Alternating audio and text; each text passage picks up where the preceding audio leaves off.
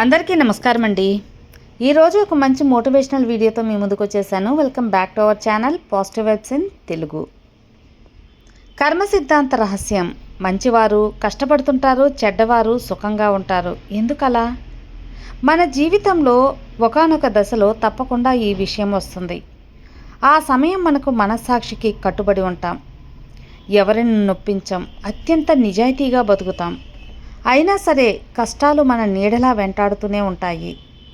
అప్పుడే మరోవైపు చూస్తే మోసాలు చేసిన వారు, అన్యాయంగా ఎదిగిన వారు, ఇతరులను ఏడిపించిన వారు ఏ అడ్డంకులు లేకుండా అత్యంత సుఖంగా వైభవంగా జీవిస్తున్నట్లు కనిపిస్తుంది.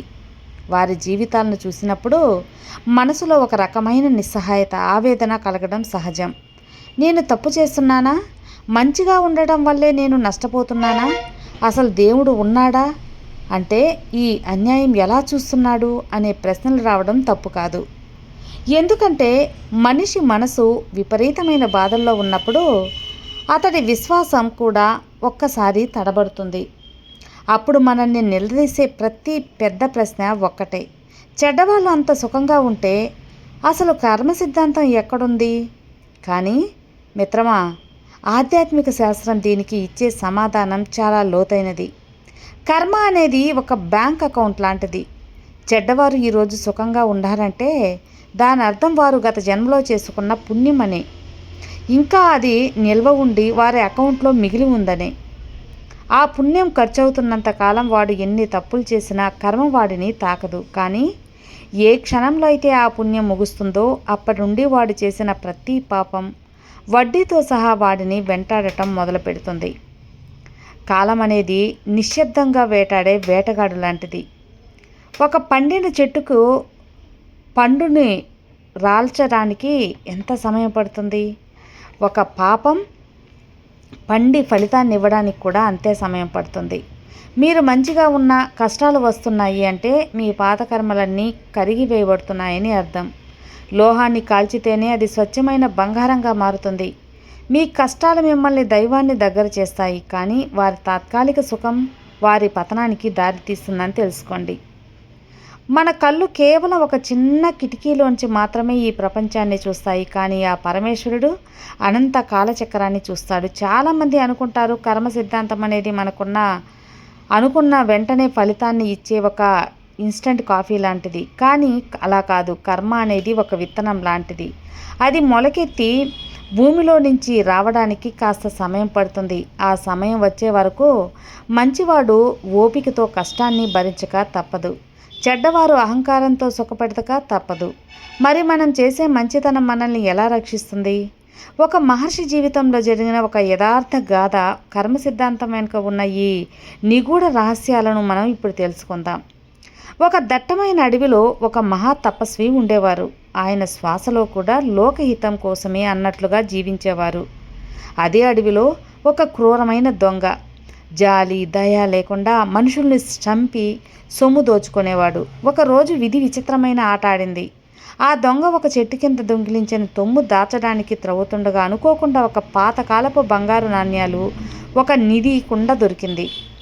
వాడు అట్టహాసంగా నవ్వుతూ, దేవుడు లేడు, కర్మ లేదు, నాకట్టే సుఖంగా ఎవరున్నారు అని గర్వంతో ఉప్పొంగిపోయాడు. సరిగ్గా అదా సమయంలో ఆ దారిలో వెళ్తున్న మహర్షికి ఒక తుప్పు పట్టిన ఇనుపు మేకు కాలిలో దిగబడింది. అది సామాన్య గాయం కాదు, కాలి ఎముకకు చీల్చుకుంటూ లోపలికి వెళ్ళింది. మహర్షి తీవ్రమైన వేదనతో కింద కూలబడ్డాడు. రక్తం అనేది దారలుగా కారుతుంది. ఆ క్షణం ఆయన మనసులో ఒక సందేహం కలిగింది. నేను జీవితాంతం ధర్మాన్ని పాటిస్తూ భగవంతుణ్ణే శరణు అని వేడుకున్నాను, కానీ నాకు మేకు ఇచ్చుకుంది. కానీ ఆ దొంగ అందరినీ హింసిస్తున్నాడు, వాడికి మాత్రం నిధి దొరికింది. ఇదేనా దేవుడి న్యాయం? ఇదేనా కర్మ సిద్ధాంతం? ఎక్కడుంది అని బాధపడ్డాడు. ఆయన తన యోగి శక్తితో ఆ పరమేశ్వరుని ధ్యానించి ఇదే ప్రశ్న అడిగాడు. అప్పుడు ఆ దేవుడు ప్రత్యక్షమై చిరునవ్వుతో ఇలా అన్నాడట: మహర్షి, కేవలం నువ్వు ఈ క్షణాన్ని చూస్తున్నావు, కానీ నేను నీ గత జన్మల లెక్కలను చూస్తున్నాను.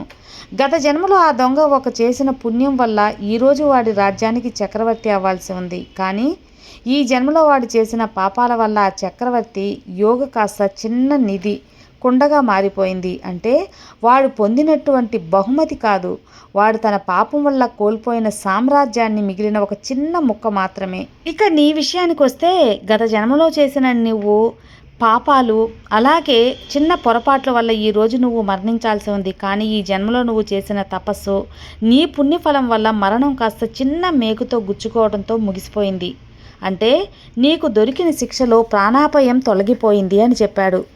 పరమేశ్వరుడు మాటలు విన్న మహర్షి ఒక్కసారిగా నిర్వేదానికి లోనయ్యాడు. ఆయన కళ్ళ నుండి కన్నీరు ధారలుగా ప్రవహించాయి. కానీ ఆ కన్నీరు ఇప్పుడు బాధతో వచ్చింది కాదు, భగవంతుని పైన అపారమైన కరుణ తలుచుకొని వచ్చిన భక్తితో వచ్చిన కన్నీళ్లు. స్వామి, ఎంతటి అజ్ఞానంతో మునిగిపోయాను. కేవలం కాలికి తగిలిన గాయాన్ని చూసి నిన్ను నిందించాను స్వామి. కానీ ఆ గాయం వెనుక నువ్వు ప్రాణాలనే కాపాడావని తెలుసుకోలేకపోయాను.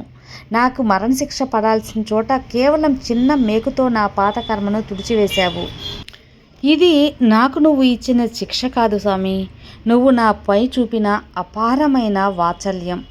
అదేంటో ఇప్పుడు అర్థమైంది అని మహర్షి కళ్ళ నిండా నీరు కారుతూ నోట మాట రాక కేవలం శివనామాన్ని జపిస్తూ పశ్చాత్తాపంతో ఆ శివయ్యకు సాష్టాంగ నమస్కారం చేశారు. ఆ క్షణం ఆయనకు అర్థమైంది, మనం అనుభవించే ప్రతి కష్టం వెనుక భగవంతుని అపారమైన ప్రేమ దాగి ఉంటుంది అని. మన పాపాలను కడిగివేసి మనల్ని ఉన్నత స్థితికి తీసుకువెళ్ళడానికి ఆయన కొన్నిసార్లు మనకు చిన్న చిన్న దెబ్బలను ఇస్తూ ఉంటాడని.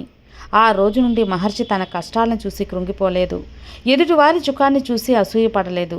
ఎందుకంటే దేవుడు లెక్క ఎప్పుడూ తప్పదని తెలుసు, కర్మ సిద్ధాంతం ఎప్పుడూ ధర్మం వైపే ఉంటుందని ఆయనకు సంపూర్ణంగా బోధపడింది. ఈ కథ ద్వారా మనం తెలుసుకోవాల్సింది ఒక్కటే మిత్రమా, మంచితనంతో బతుకుతున్నప్పుడు మీకు కష్టాలు ఎదురైతే అవి మిమ్మల్ని రాబోయే పెద్ద ప్రమాదాల నుండి రక్షిస్తాయని నమ్మండి. మీ మంచితనం వృధా పోదు. ఆ బోలాశంకరుడు అన్నీ చూస్తూ ఉంటాడు. సరైన సమయంలో మీకు దక్కాల్సిన పుణ్య ఫలితం వడ్డీతో సహా మీకు అందుతుంది. మన జీవితంలో ఎదురయ్యే ప్రతి కష్టం వెనుక ఆ పరమేశ్వరుని అపారమైన కరుణ దాగి ఉంటుంది. అందుకే ఎదుటివారి తాత్కాలిక సుఖాన్ని చూసి అసూయపడకండి, ధర్మం వైపు నిలబడండి. ఆ బోలాశంకరుడు మీ కర్మలను కడిగివేసి మీకు అఖండమైన పుణ్య ఫలితాన్ని ప్రసాదిస్తాడు. ఈ వీడియో మీకు నచ్చి ఉంటుంది, అలాగే కొంచెమైనా సరే ఊరట కలిగిస్తుంది అని నేను నమ్ముతున్నాను. ఈ వీడియో మీకు నచ్చితే ఖచ్చితంగా లైక్ చేయండి, అలాగే మరికొంతమందికి షేర్ చేయండి. కొత్తగా మన ఛానల్ చూస్తే సబ్స్క్రైబ్ చేసుకోండి. మరో మంచి వీడియోతో మళ్ళీ కలుద్దాం. అంతవరకు have a good day friends. Thank you for watching. Bye.